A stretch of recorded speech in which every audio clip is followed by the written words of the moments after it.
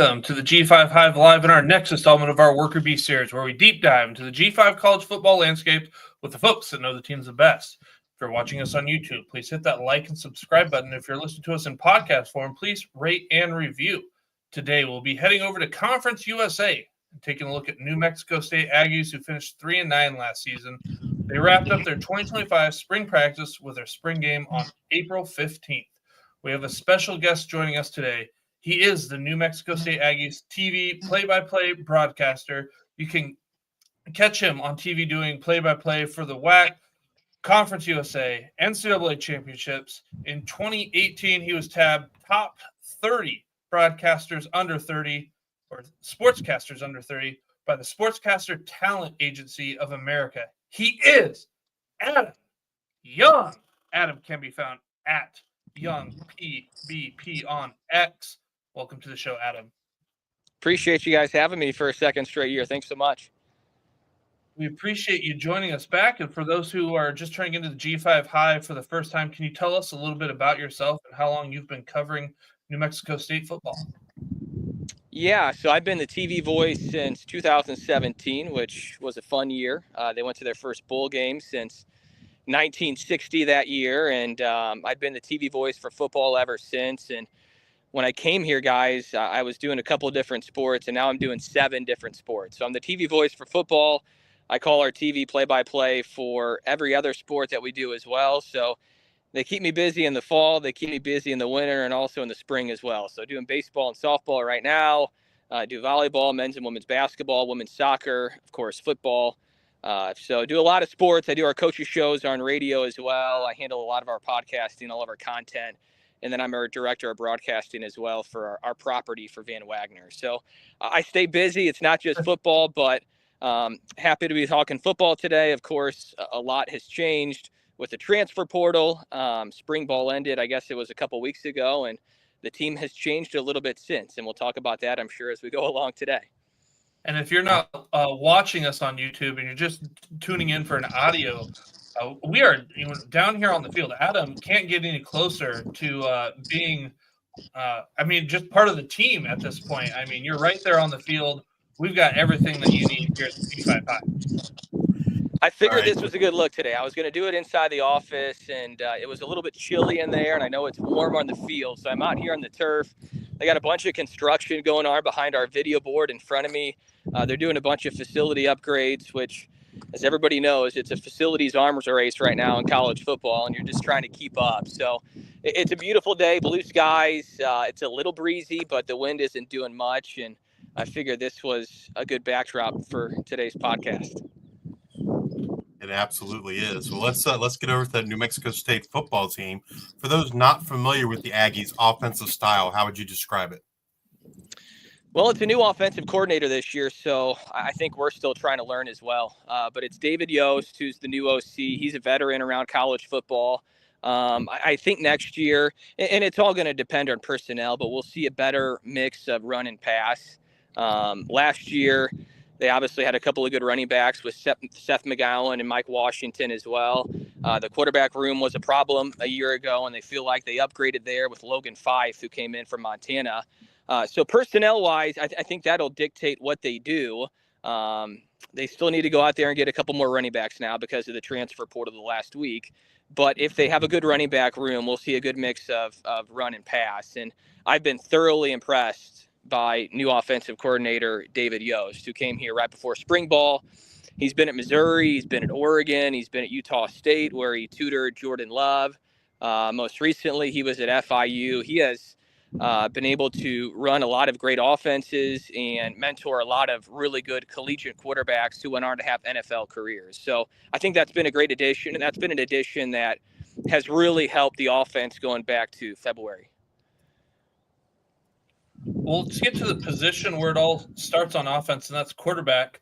Last season, we saw the Aggies search for the quarterback between Parker Awad and Wake Forest transfer Santino Marucci, Brandon Nunez, and Juice Hogan.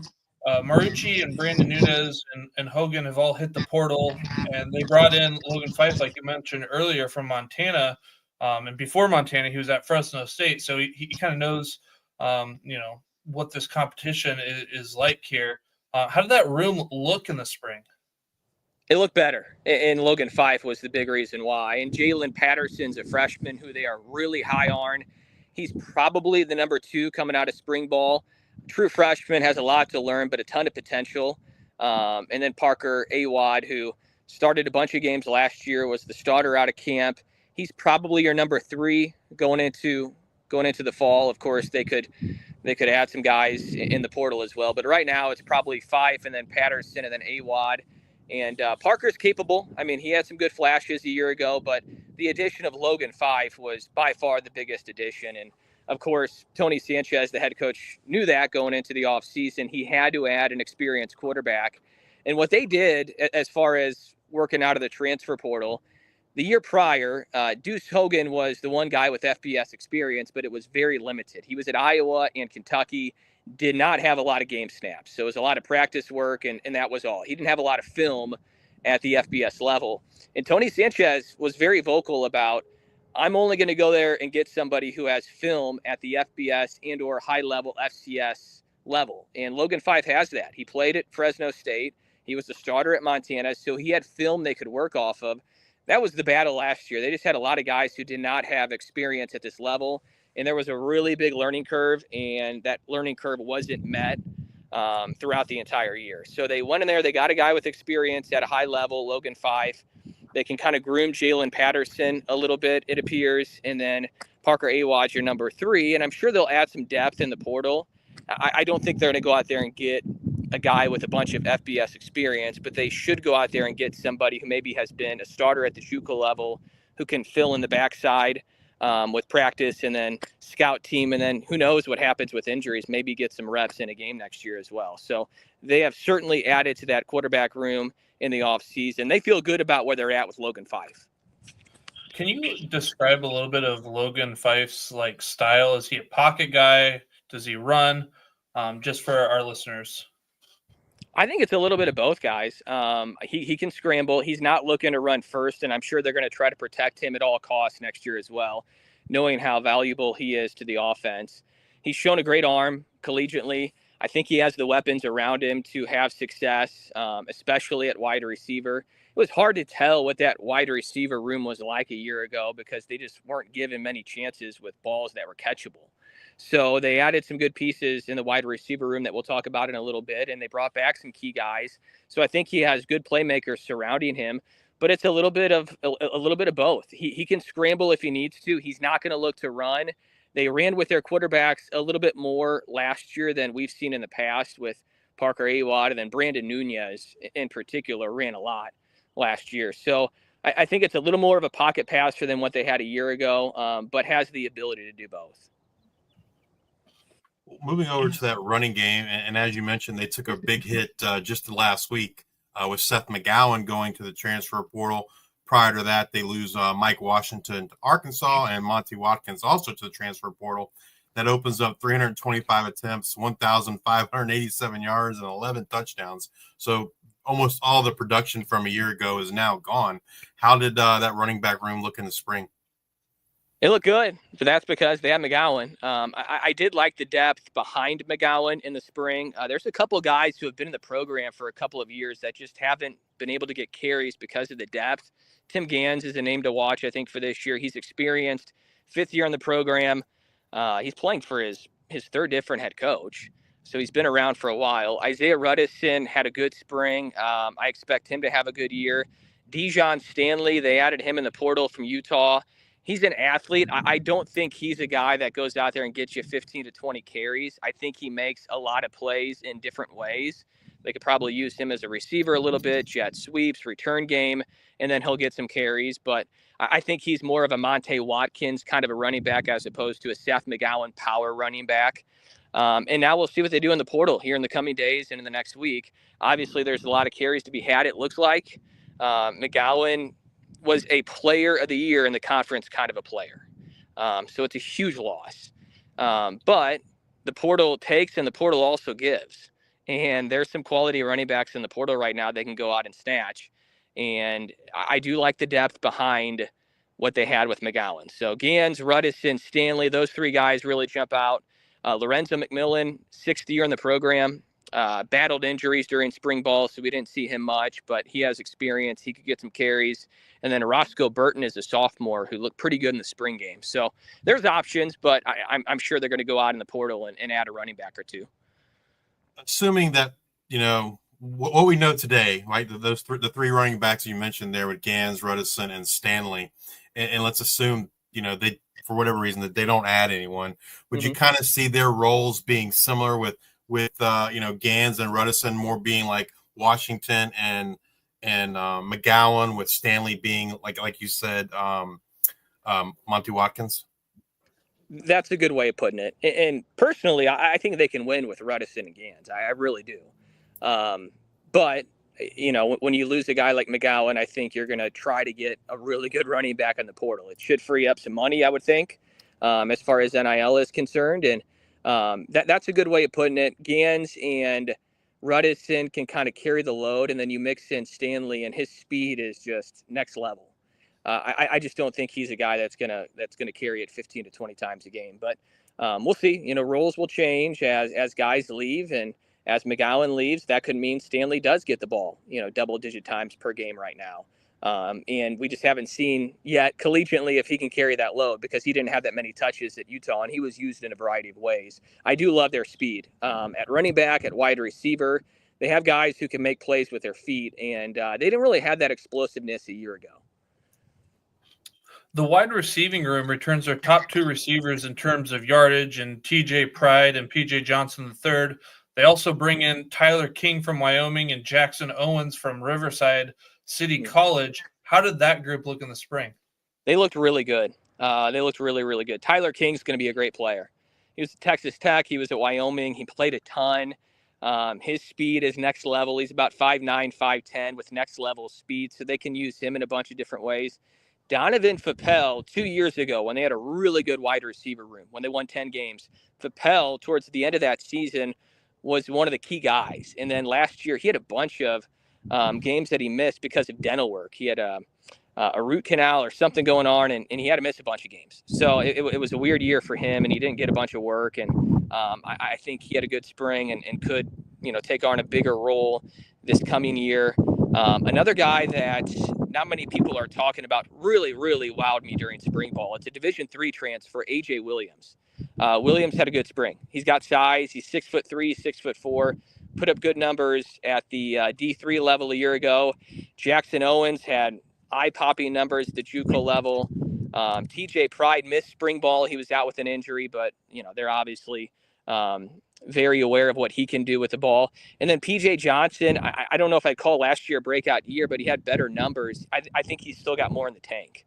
So there's good depth at wide receiver. And of course, with the addition of Logan Fife at quarterback, you feel like you have a quarterback who can get them in a position to have success.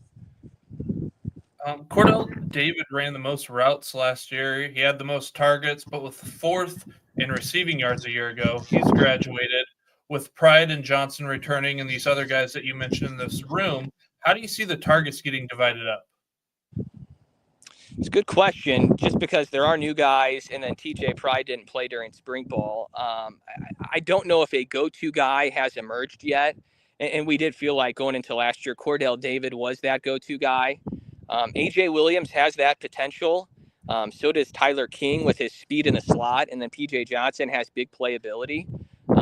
So I think that's to be determined. I think there's 4 or 5 guys that can be your go-to guy. But right now, I think you have really good depth to where you can spread out the catches going into this year, and you can feel like you have a similar wide receiver room as far as divvying up the catches to what you had 2 years ago when you had a long ball threat, you had a red zone threat, you had a guy with speed in the slot. I feel like there's good variation in the wide receiver room right now. And then we're going to talk about the tight ends, I'm sure, in a moment. They have a lot of tight ends who don't just block, but can catch the football. And this is maybe the best tight end room as far as catching the football I've seen since I've been in here. So that's encouraging going into the fall. All right, let's move over to that tight end room. To someone that's never caught an Aggies game, how would you describe their utilization in the offense?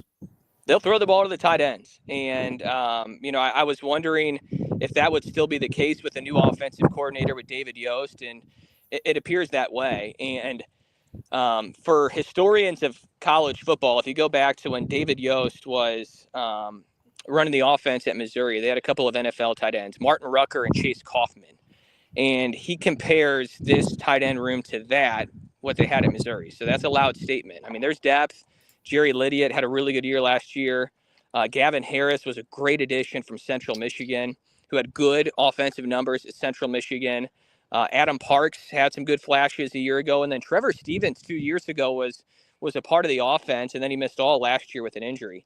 So those are 4 guys that can really, really play a role. Ethan Wood was another one of those guys. He went in the portal recently, but that probably was just because of, depth at that position. So they have really good depth. If somebody gets injured, there's other guys that can fill in. I wouldn't be surprised if we see some sets guys, some formations where they use 2 tight ends at the same time. Maybe Parks and Lydia together, or Harris and Lydia together. They're big bodies, they have good hands, and it's guys that you can use in the passing game as weapons. Well, let's move over to that offensive line. That might be a concern here in 2025 as the Aggies only return now 1 starter from a year ago. We just had the left tackle go into the quarter, but you have right guard BJ Tolo still on the team. In an effort to help the depth in this room, they brought in Makai Lee from North Texas and Nick Ungale from Florida A&M. How did this group look in the spring? AJ Vaipulu was a little bit limited, and Vaipulu's in the portal now, but he's the guy you could count on. He's been a 3-year starter.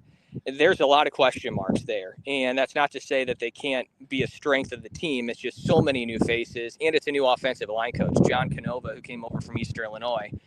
So I think that's to be determined. They just lost a lot of guys. I mean, the center, Kanan Yaro, was a 3-year starter, a fantastic player. Shiaz Pita, left tackle, went to Kentucky, and a lot of folks feel like he's an NFL offensive lineman. And then losing Vaipulu this morning, to the transfer portal. And now, when these guys go in the portal, they could still come back. That's not to say he's gone, but right now he's in the transfer portal. So that's a huge question mark. And I feel like they're adding pieces right now as we speak, just to kind of shore up that room. So it's to be determined. There's a lot of new pieces. They'll go in the portal and try to get experience. BJ Tolo, I can speak about him because he did start last year, and he was somebody who showed that he could play multiple positions. But last year he was playing alongside a guy like Kanan Yaro, who was a veteran who could kind of help him along. Who's going to be that guy this year that steps up as a leader on the offensive line? That's a big question.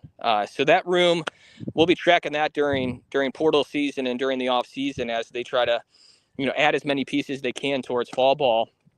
Vaipulu was a big loss earlier today. So, we'll see what they add. And it seems like they're trying to add experience, not youth. I don't expect them to go add a freshman. They need guys who have FCS or FBS playing experience, or even JUCO playing experience right now, to fill in those spots, because it's going to be pretty much a brand new offensive line next year with a brand new offensive line coach. And I guess I want to correct myself. I think I said Vaipulu was the left tackle. Everyone who's yelling at me at home listening, left guard is what he played last year. So sorry, I want to correct that. Luke, he could probably play left tackle. I mean, he was extremely versatile. I mean, he played center, he played guard. He could probably play left tackle if they needed to. And Shiaz Pete, who went to Kentucky, who was the left tackle, he missed a good chunk of the year last year anyway. So it wasn't like they were fully healthy last year. We did not get to see a fully healthy offensive line last year. And, that'll be a big part of the team going into next year is, can they stay healthy? They're trying to build depth, but they have to stay healthy next year. If you had to pick an offensive player to have a breakout type season in 2025, who would that be? Probably Tyler King, I think, from Wyoming. He was fun to watch in spring ball, explosive. You just get him the football and he'll make the play. And I feel like I've said multiple times, Logan Five can deliver the football where it needs to go, and Tyler King can do the rest. It's hard to get at this level somebody like Tyler King, who played at Texas Tech, had great numbers at Wyoming, and I feel like he can be the focal point of the offense. And once again, David Yost running the offense, I think he will put Tyler King in spots where he can have success. And I feel like he can be one of the more versatile athletes in Conference USA going into next year. So he's the newcomer that I would say would have a breakout year. And, as far as returners, I still think PJ Johnson has more in the tank. I still think PJ can be a consistent 5, 6, 7 catch a weekend kind of a receiver with great hands, great speed, experience now. He's in his 5th year in the program, and I expect him to have a huge year as well. Well, let's move over to the defensive side of the ball. And for those not familiar with the Aggies defense, can you describe the style and scheme that they run? Yeah, so they'll have a jack position, which is kind of a defensive end linebacker hybrid, and that was Buda Paletti before he went in the portal. Another person that can play that spot is Gabe Peterson, who's in his second go-around with the team. They'll use a nickel back as well. They have a lot of experience at linebacker now, and then the secondary is very important in Joe Morris's defense, and that's where they lacked last year. They gave up a lot of explosion plays. They just couldn't find a way to limit those in key spots in the game. So they added a ton of JUCO safeties and cornerbacks in the portal.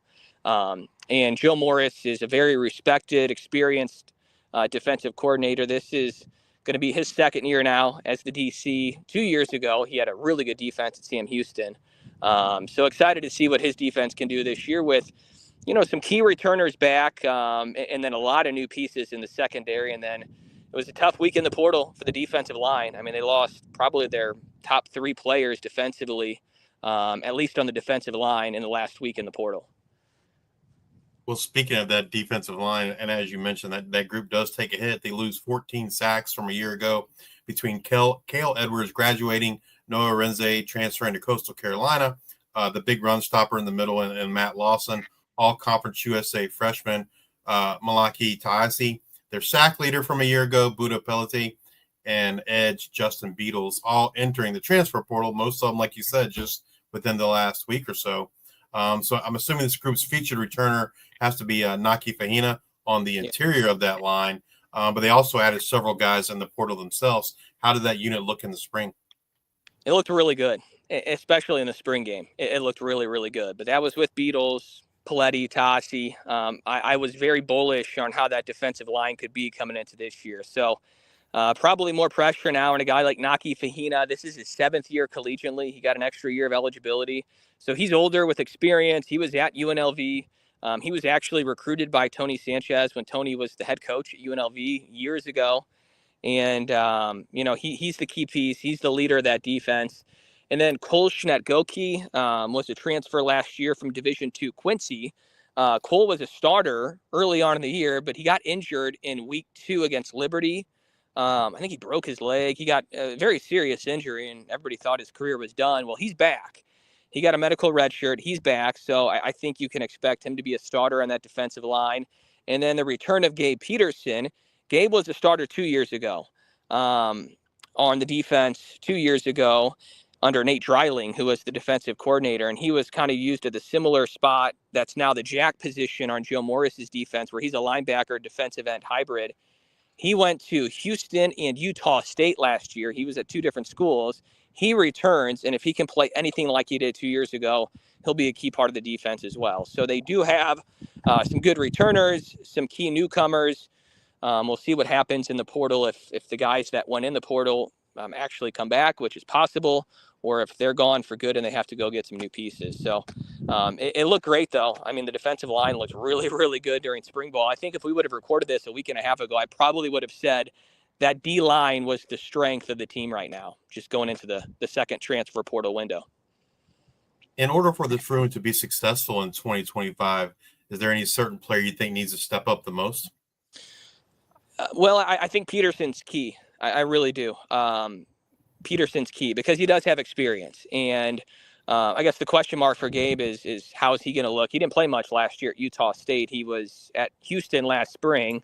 But, I mean, from day one in his first go around here, he was a playmaker in a lot of different ways. And he was a leader, too.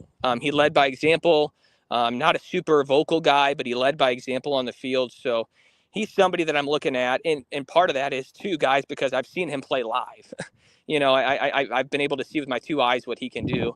The other guys, it's newcomers. How can they develop? There's a guy in from Louisiana Tech who just hasn't played a lot of snaps at the FBS level.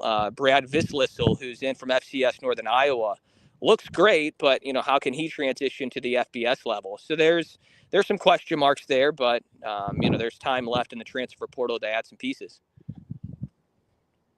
The linebacking group is set up for success here in 2025. They return their top two tacklers from this room in Tyler Martinez and Sone Apu.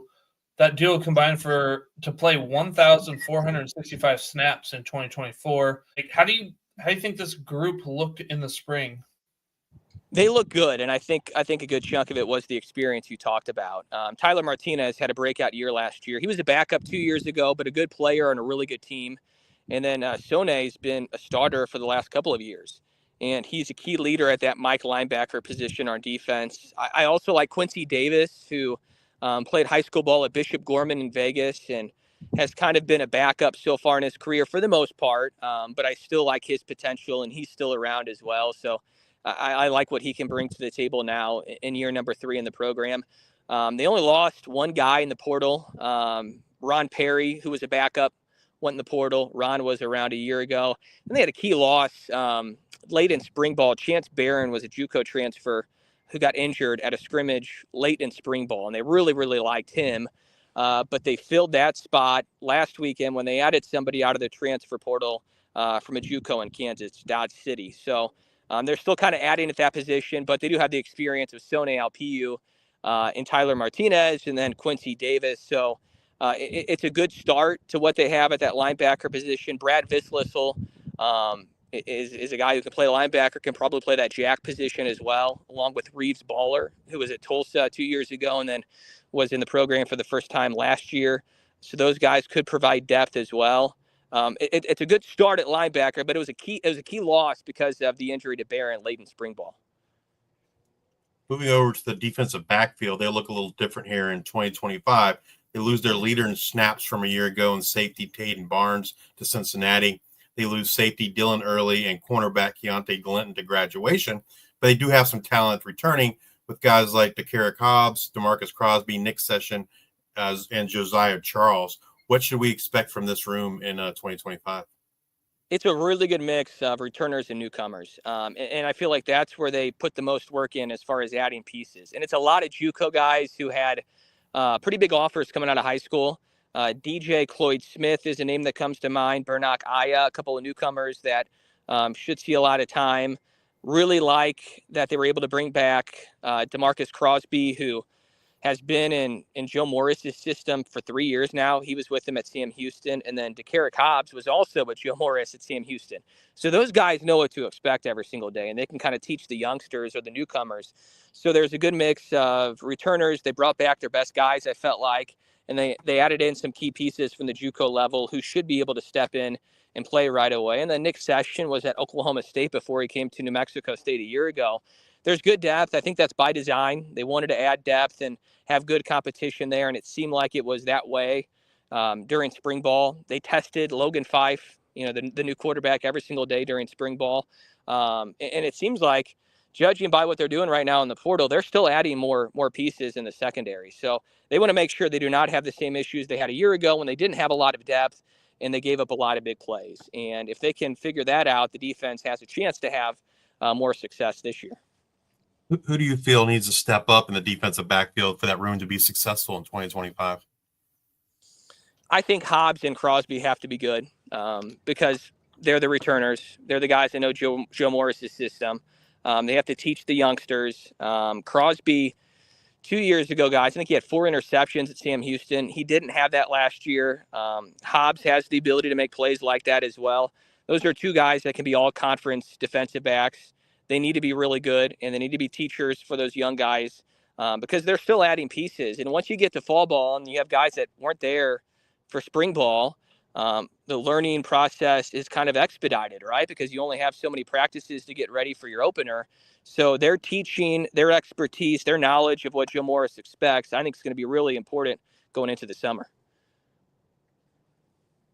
All right, Adam, if you have to pick a defensive player to have a breakout type season in 2025, who are you picking?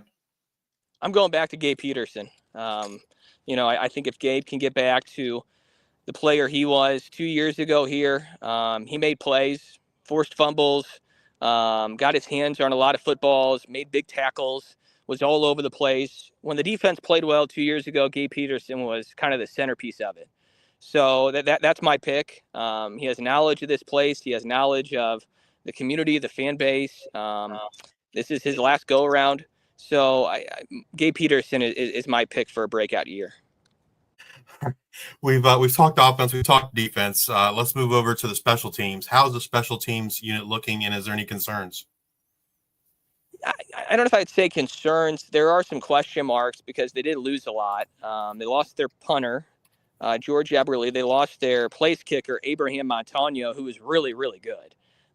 Kicked a 59-yarder last year, which was a school record. He was dynamite kicking field goals a year ago. You kind of knew that if you got within that 60 range, you were in field goal range for Montano. So he'll be sorely missed. They added a couple of Australian kickers, one punter, one place kicker. They have a new long snapper and a new holder. So your entire process as far as kicking is brand new. So that whole operation will have to get up to speed. The guys look good during spring ball, but, that's to be seen during a game. And then the return game as well. Tyler King and Dijon Stanley, I think, have kind of home run threats. Tyler King was a great returner at Wyoming. So those two guys could really play a big role in the return game. Now that spring practice is over, which position group or groups do you think is the most concerning heading into the 2025 season? It's funny because a week ago I would have said the biggest strength was probably the defensive line. And now I think with the subtractions the last couple of days, it's probably the defensive line that is of concern. Now, once again, those guys could come back. They're in the portal. Doesn't mean they're gone. But if you lose each of those pieces, Paletti, Justin Beatles, and Malaki Taasi, then you have some question marks on the defensive line. So I think a strength turns into potentially a weakness. How many good defensive linemen are in the portal right now that you can get? I don't know. So we'll see. Obviously, the running back room was a strength, and now I do feel like you probably need to go out there and get somebody who can carry the ball 15 to 20 times a game. And I do think those kind of running backs are still in the portal. And we'll see if they can go out there and get one of those guys. So do you feel like with the defensive line, they'll address those concerns if they prefer to go to the portal, but if they can't find anything, they just rotate more guys and get more experience? And like the running backs, they really want to go get somebody for the portal, or how do you think they'll navigate that? I think they'll add pieces. I just don't know if they're going to be able to add pieces with FBS experience at those two positions. There's always a JUCO guy out there that you can go and get. I feel like at this point of the year, maybe an FCS player, maybe a Division II transfer that had great numbers at a D2 and is in the portal and looking for that FBS opportunity. You're still in a good spot where you're one of 133 FBS programs around the country, whatever it is nowadays. And guys want a chance to play at this level and play against the best. So I still think you can go out there and get those guys. You have to add depth at least. If you lose three key pieces, you need to add some bodies. Now, are they guys that can play right away? I don't know. Maybe everybody else just kind of bumps up the depth chart. But I think you have to go out there and add some pieces, both in the running back room and at defensive line as well. I don't know. I mean, the depth seemed pretty good during spring ball, but was it good enough to overcome three key losses? I don't think so. In today's age of NIL, revenue sharing, and the transfer portal, how has it changed New Mexico State recruiting philosophy? It seems like they went a little more heavy JUCO this cycle than the past. I just think it's hard to go the high school route right now, right? Because everybody's going in the portal and getting those experienced 22, 23, 24-year-olds. One of our defensive linemen, Naki Fahina, is in his 7th year collegiately. So, it's hard to go out there and get a lot of high school kids, right? I mean, they're still getting good high school players, but a lot of those guys are not ready to play right away. And you just don't have time to wait for those guys to be ready 2 or 3 years down the road. You're not really building a program anymore. A lot of coaches will say this: you're building a team year to year. The guys that you feel like will stick around for 3 or 4 years aren't doing that anymore.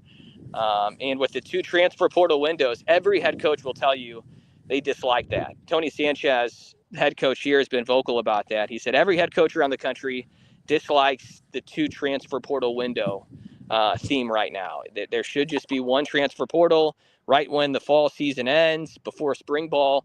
Because now it's like, why are you even playing spring ball? If you're losing your key players when spring ball is done, it's almost like it's a wash in the end.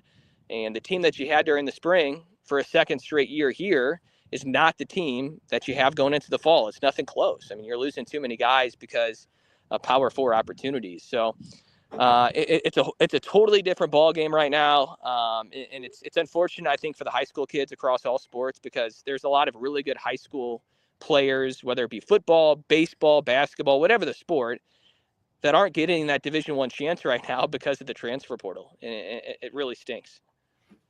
Well, how do you feel like the staff there at New Mexico State's been doing navigating the portal?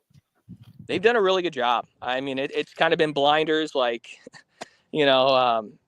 what I said earlier, the phrase, the portal takes, but the portal also gives. I've kind of heard the same thing from them. And that's the way you have to approach it is, yeah, you might lose a guy, but there might be somebody in the portal that you can go out there and get that could be just as good or even better than the guy you lost. So I think they're approaching it that way. The McGowan loss was tough. And it was, part of it was the 2 transfer portal window. He went in the portal the first time around in December, came back, turned down a lot of money at the P4 level, came back, and then, leaves after spring ball during the second portal window. So that's tough because you think you're going to have him for the fall, and now you kind of have to scrap your game plan a little bit. And of course, you were going to basically run your entire offense around that one guy. And here in April, you're trying to scramble and figure out what you're going to do. So it makes it tough. I think so many Group of 5 programs kind of feel like they're the feeder program for the P4s right now. And, it is the truth. And this isn't the only program that's dealing with it. And fans that say, it's incorrect. I mean, I'm seeing it all across the board in Conference USA right now. I mean, I'm following what's happening to other programs, and everybody's dealing with it. They're losing key guys right now in this second transfer portal window. So, I don't know what the key to success is right now, because you're trying to find the best pieces to fit right now, but you're also battling with those other Conference USA programs to do it. So, I mean, you're just doing your best. You're working hard. The coaching staff is pretty much the same as it was a year ago. They're really close. They've stayed together in all this. They don't get frustrated. They just kind of put the blinders on and do their best every day to keep what they have intact, and then also add pieces when they have to. Given those recent losses in the transfer portal and what we know today, what do you think the main strength of this team in 2025 will be?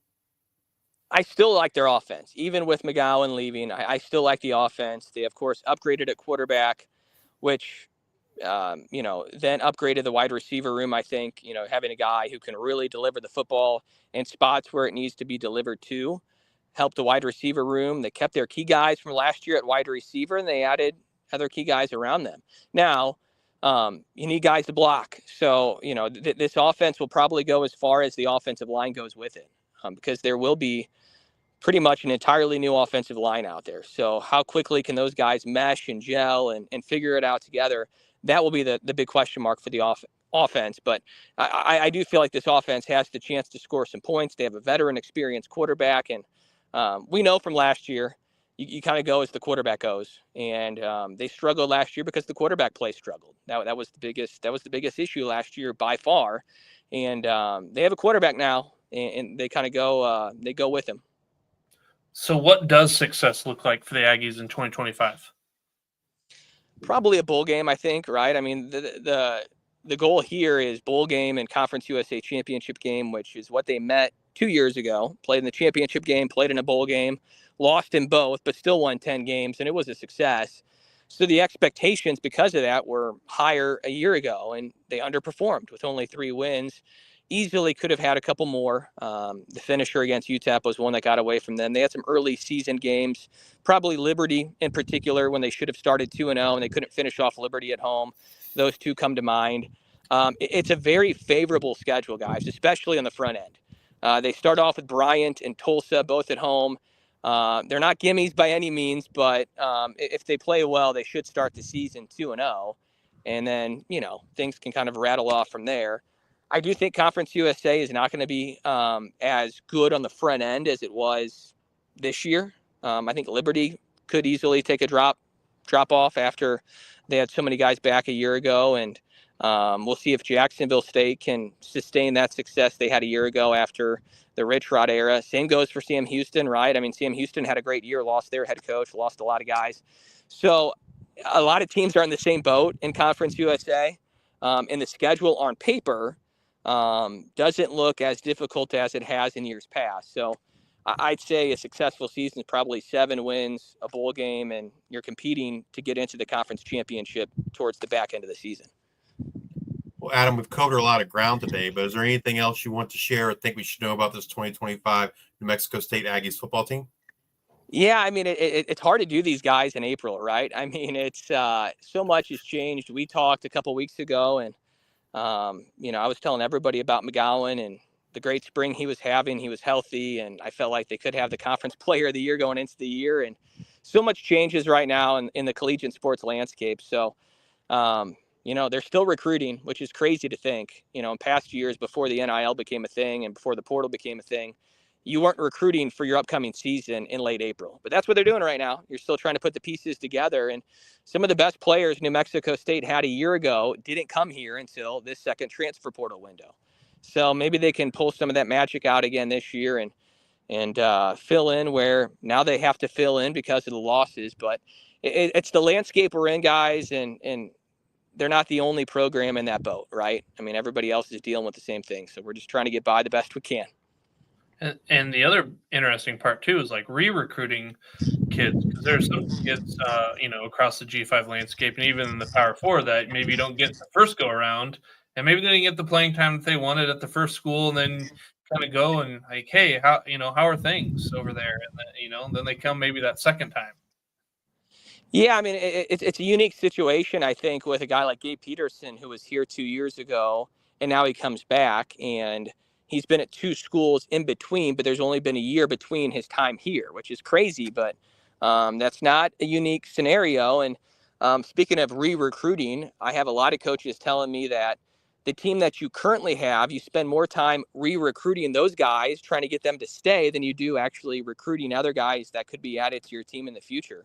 So, I'm sure that's going on right now in the football building is, yeah, there's been a handful of guys go in the portal, but behind the scenes, I'm sure the coaches are currently re-recruiting the guys that are currently here that haven't gone in the portal just to make sure that they stay, and you don't want to lose too many guys. So it's a crazy world that we live in right now in collegiate athletics, and I don't think any of us would have believed this 5 or 6 years ago, but here we are in 2025.